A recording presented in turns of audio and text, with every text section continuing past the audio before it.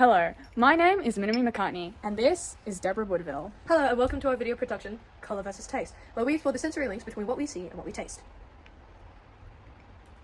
Is this raspberry? No, it's actually tea with sugar. How? But it's red! How can I even perceive a flavour like that? Well, why don't we go and find out? To explore how colour might affect the perceived taste, we decided to do an experiment. We used the knowledge and research done on perceptual set to help us understand our results. Perceptual set is the connections made between colours affecting our judgment and expectations towards the taste, which causes us to think it tastes differently. We hypothesized that the colour would impact what the participants thought they would taste, leading to a lower accuracy when identifying what the flavour of the drink was. We recruited 7 participants and prepared 4 flavoured drinks. Each dyed a different colour compared to the colour that is generally associated with the flavour. The participants were supposed to be determined using a Google Form application, and our school's notice wasn't put out on time. Due to that issue, we had to resort to the use of our close friends, who are able to be recruited on such short notice, which therefore created a sample of convenience, which could have presented flaws. We used cordials like Mountain Dew, Orange Mango, Lemon Squash, and Raspberry. We put them all into small cups for the participants to use without having to worry about cross-contamination. A very interesting finding from our results was that they all agreed that the green drink, the Lemon Squash, was flavoured lime. Green desserts, or drinks, are often associated with lime, and lemon being closely related to lime, with them being in the same family, may have influenced the perceived flavour. It is hard to tell whether they would have guessed lime if the cordial was a different flavour with the same green dye. According to perceptual set, colour is thought to be one of the most dominant forms of sensory information related to tasting a flavour. So, the concept of seeing a colour and having preconceptions of the taste will affect the perceived flavour. Essentially, if it is red, we associate that colour with raspberry. So, when I drank the tea earlier, because it was red, I thought what I tasted was raspberry. So it suggests that there's a significant link between the colours we see and the flavours we perceive. It does. I think it may have been related to another aspect of perceptual set, this being our expectations of specific colours relating to certain flavours in a process of association that starts to develop during childhood, linking the colours we see to the taste we perceive. Interesting. Well, personally for me, I thought that the results for the raspberry flavoured drink, which was blue, were quite interesting. This was because 5 of our participants thought that it was apple flavoured, while the last 2, one thought was pear and the other thought was blackcurrant. Now, this is really strange, because the blue drink was not the light blue, it was on the darker side. Now, blackcurrant, I could see that being related, but apple and pear, it seems a little strange. Well, other than associations between colour and taste making us perceive what we taste differently, as represented in our experiment, what else does colour do?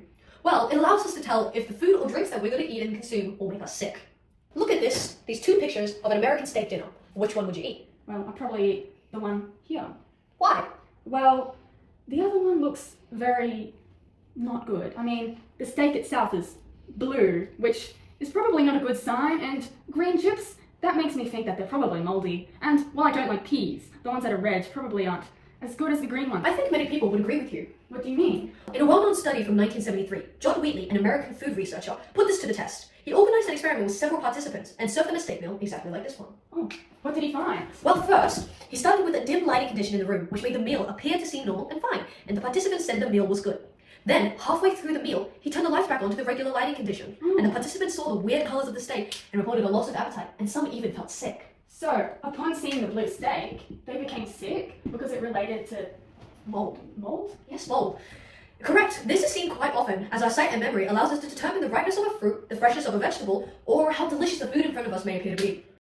We decided to mainly focus on perceptual set, and the numbers of factors contributing is likely related to how taste is multisensory. We have hoped you learned more about colour and its relations to taste, and that you've been able to sense our passion for this subject in the video, but alas, we must conclude our presentation. In conclusion, throughout our experiment and our research, we were able to find that taste is closely related to our other senses, and that being able to taste things to a certain degree or standard, you need to be able to identify how it looks and whether or not it fits this taste. So, how do you think that this relates towards past experiences? Well, in reference to our experiment, the red drink, which was mango and orange flavoured, most people said that it was orange medicine flavoured. Perhaps a past experience that contributed to that would have been having orange mango as a child and then associating that colour to that flavour. There are a lot of varied ways to look at this experiment, different ways, different perspectives to look at it, and we think that we've covered quite a few of these. Thank you For watching.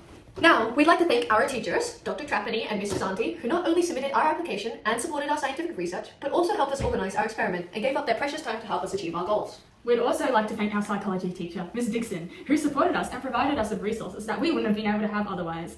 Our friends, who enthusiastically helped us last minute to finish the experiment. Our parents, who provided us with materials and support. So thank you for listening and taking the time to watch our production. And a final thank you to everyone who has supported us and given us this chance. And we appreciate you all. Thank you.